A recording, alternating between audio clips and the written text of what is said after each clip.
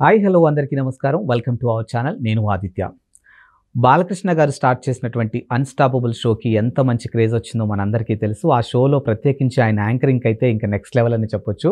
So, ఒక హీరోగా ఆయన్ని చూసినటువంటి ఫ్యాన్స్ ఆయన ఒక యాంకర్‌గా చూసి కూడా చాలా ఖుషి అయ్యారని చెప్పొచ్చు. సో, ఆయన స్టార్ట్ చేసినటువంటి అన్‌స్టాపబుల్ షో ఇప్పటికే 2 సీజన్‌లు పూర్తి చేసుకొని మూడో సీజన్‌లోకి అడుగుపెట్టబోతుంది. మరి ఈ సీజన్‌లో మాత్రానికి గెస్ట్‌లు కూడా చాలా డిఫరెంట్ అనే చెప్పొచ్చు. ఒక స్పెషల్ అనే చెప్పొచ్చు. ముఖ్యంగా చూసుకున్నట్టయితే నాగార్జున గారు అలాగే బాలకృష్ణ గారిని ఒకే వేదిక మీదగా చూసి చాలా సంవత్సరాలైందనే చెప్పొచ్చు. బేసిక్‌గా ఏంటంటే చాలామంది నెటిజన్లు మాట్లాడుకుంటున్న అంశం ఏంటంటే వీళ్ళిద్దరి మధ్య ఒక కోల్డ్ వార్ నడుస్తుందని చెప్పేసి చాలా రోజుల క్రితం నెటిజన్లు మాట్లాడుకుంటూ ఉన్నారు.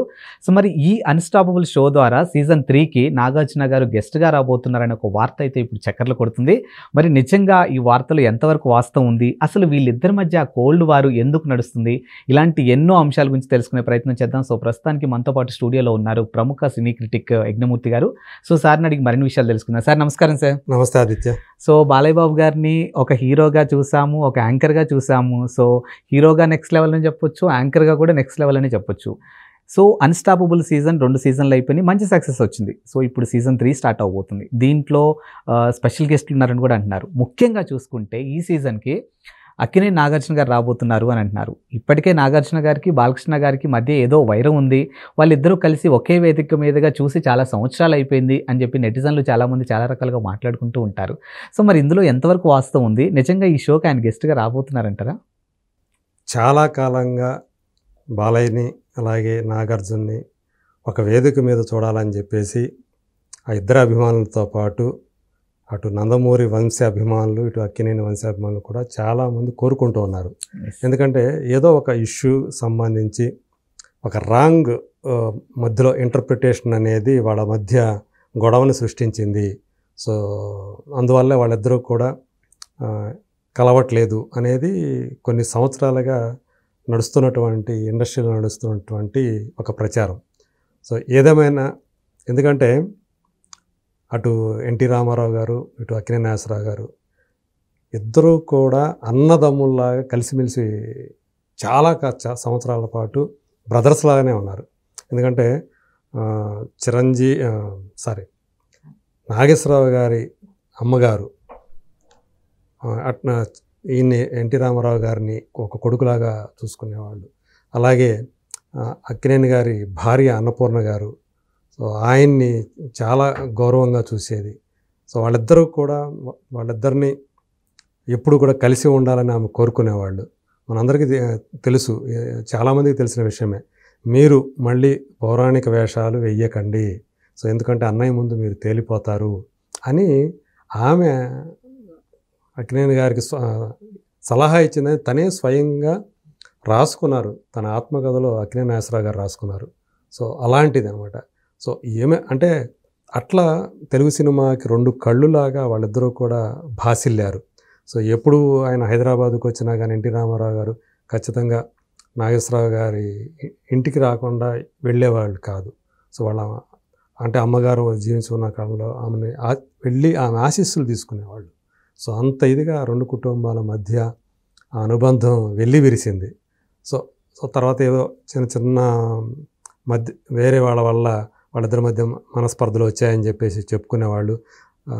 రాజకీయాల్లోకి ఎన్టీ రామారావు గారు రాజకీయాల్లోకి వచ్చిన తర్వాత అవి కాస్త పెరిగాయని చెప్పేసి కూడా అనుకునేవాళ్ళు. సో, తర్వాత మళ్ళీ ఇద్దరు కలిశారు. అదంతా ఒక చరిత్ర. సో, అయితే వాళ్ళిద్దరి వారసులుగా వచ్చినటువంటి బాలయ్య, నాగార్జున వాళ్ళు ఎలా అయితే తండ్రులు కలిసి సినిమాలు చేశారో, ఎందుకంటే అత్యధిక సినిమాల్లో కలిసి యాక్ట్ చేసినటువంటి టాప్ స్టార్స్గా వాళ్ళిద్దరు పేరు తెచ్చుకున్నారు తెలుగు సినిమాకు సంబంధించి. ఎన్నో సినిమాల్లో చేశారు వాళ్ళిద్దరూ కూడా. మ్యాక్సిమం అన్నదమ్ములుగానే చేశారు. సో, ఇప్పుడు కాతే ఆ తర్వాత వీళ్ళిద్దరికి వచ్చినప్పటికీ బాలయ్య, నాగార్జున కూడా అలాగే ఒకే తెరను పంచుకొని వాళ్ళు కూడా సినిమాలు చేస్తే బాగుంటుంది అని ఎంతగా ఎదురు చూసేవాళ్ళు. గుండమ్మ కథ అని ఏదైతే ఒకటి వాళ్ళిద్దరూ కూడా ఎన్టీఆర్ ఏఎన్ఆర్ కలిసి నటించారో అన్నా తమ్ములుగా, ఎంత పెద్ద హిట్ అయింది అది. సో, ఆ కథని వీళ్ళిద్దరితో తీయాలని చెప్పేసి చాలా ప్రయత్నాలు జరిగాయి. కానీ అవి వాస్తవ రూపం ధరించలేదు. సో, అది వేరే విషయం. అయితే తర్వాత కాలంలో ఇద్దరి మధ్య సంబంధాలు దెబ్బతిన్నాయి అని వింటూ వస్తున్నాం. సో, ఏదో ఒక విషయంలో వేరే మూడో వ్యక్తి ఇచ్చిన సమాచారం వల్ల వీళ్ళిద్దరి మధ్య దూరం పెరిగిందని ఇట్లా అనుకునేవాళ్ళు ఉండారు. సో ఏదేమైనా కానీ వాళ్ళిద్దరూ కూడా పెడముఖంగా ఉంటూ వస్తున్నారనేది మాత్రం వాస్తవం. ఎన్నాళ్ళ తర్వాత వాళ్ళిద్దరూ సో కలిసిపోయే ఒక తరుణం వస్తున్నది, అది అన్స్టాపబుల్ షో ద్వారా అని చెప్పేసి వినిపిస్తూ ఉంది. అది త్వరలోనే, అంటే ఇదే ఆగస్టులో అది రాబోతున్నది అని చెప్పి మనకు అందుతున్నటువంటి సమాచారం. మోర్ ఓవర్ బాలయ్య 50 సంవత్సరాల సినీ జీవితానికి సంబంధించి తెలుగు సినిమా ఇండస్ట్రీ ఏదైతే సెప్టెంబర్ 1న తలపెట్టిన ఈవెంట్, భారీ కార్యక్రమం, ఉత్సవం ఏదైతే ఉందో దానికి కూడా నాగార్జున రాబోతున్నారు ఒక గెస్ట్గా అని మనకు అందుతున్నటువంటి సమాచారం. సో ప్రస్తుతం ఆయన కుబేర్ అని ఒక సినిమా చేస్తున్నారు నాగార్జున. అందులో ధనుష్ యాక్చువల్గా మెయిన్ లీడు, ఈయన ఒక ఇంపార్టెంట్ రోల్ చేస్తున్నారు, శేఖర్ కమల డైరెక్టర్.